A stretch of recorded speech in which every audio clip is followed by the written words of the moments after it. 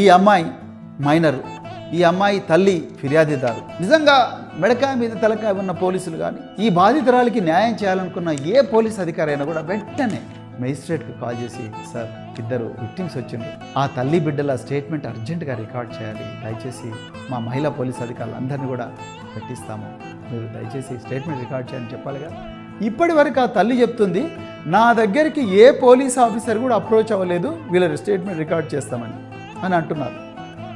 ఏంటి డీజీపీ గారు, మరి ఇదేనా మీరు కొత్తగా వచ్చారు, మీరు కొత్తగా వస్తే పోలీసింగ్ కొత్తగా మారుతుంది అనుకున్నాం, మరి ఎందుకు డీజీపీ గారు ఆ తల్లి దగ్గరికి, డీజీ ర్యాంకులో ఉన్నారు ఆఫీసర్లు, ఇప్పుడు మహిళా అధికారులు మంచి రెప్యుటేషన్ ఉన్న అధికారులు ఉన్నారు. డీజీపీ ర్యాంకులో ఈ రాష్ట్రంలో ఎంతోమంది మహిళా అధికారులు సీనియర్ పోలీస్ ఆఫీసర్లు ఉన్నారు.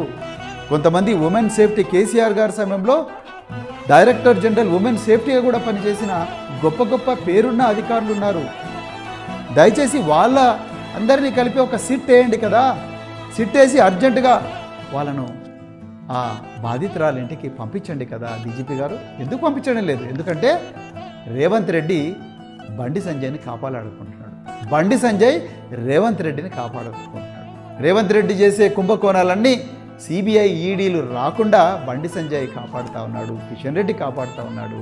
అందుకొరకు బండి సంజయ్కి ప్రాబ్లం వచ్చినప్పుడు రేవంత్ రెడ్డి బండి సంజయ్ని కాపాడాలనుకుంటున్నాడు. కాబట్టే ఈ రాష్ట్ర హోంశాఖ మంత్రి ఆయన రేవంత్ రెడ్డి గారు డీజీపీ గారికి ఆదేశాలు ఇచ్చినట్టుగా మేము అనుకుంటున్నాం. లేకపోతే మీరు సిట్ వేయండి కదా, మీరు సిట్ వేసి మరి డీజీపీ ర్యాంకులో ముగ్గురు నలుగురు మహిళా అధికారులు ఉన్నారు, వాళ్ళ పేర్లు చెప్పాల్సిన అవసరం లేదు, మంచి రెప్యుటేషన్ ఉంది వాళ్ళకు. అదేవిధంగా మీకు ఒక కమిషనర్ పోలీసు కూడా మహిళనే ఉన్నారు, వాళ్ళందరినీ పంపించి ఒక సిట్ వేసి అర్జెంటుగా అమ్మాయి దగ్గర పంపించి మీరేమైనా చేయండి, నిందితుడు జైలుకు పోవాలంటే ఒక్క నిమిషం ఆనంద్ గారు, ఒక్కటే నిమిషం, మనందరం కూడా అదే డిపార్ట్మెంట్లో పనిచేస్తున్నాం, ఒక్కటే నిమిషం నిజంగా మీరు తలుచుకుంటే 2 నిమిషాల్లో ఆ పిల్లగాడు అజ్ఞాతం నుంచి బయటకు వస్తాడు. కానీ మనం తలుచుకోవడం లేదు కాబట్టి ఆయన రేపు యాంటిసిపేటరీ బెయిల్కి అప్లై చేస్తాడు, ముందస్తు బెయిల్కి అప్లై చేస్తాడు, బరాబర్ వస్తుంది. ఎందుకంటే మీరు పెట్టినవి సెక్షన్ 11 చిన్న చిన్న కేసులు పెట్టి 2 సంవత్సరాలు 3 సంవత్సరాలు, అందుకని అర్జెంటుగా దీంట్లో 164 అంటే 183 బిఎన్ఎస్ఎస్ 164 సిఆర్పిసి స్టేట్మెంట్ అర్జెంటుగా రికార్డ్ చేయాలి.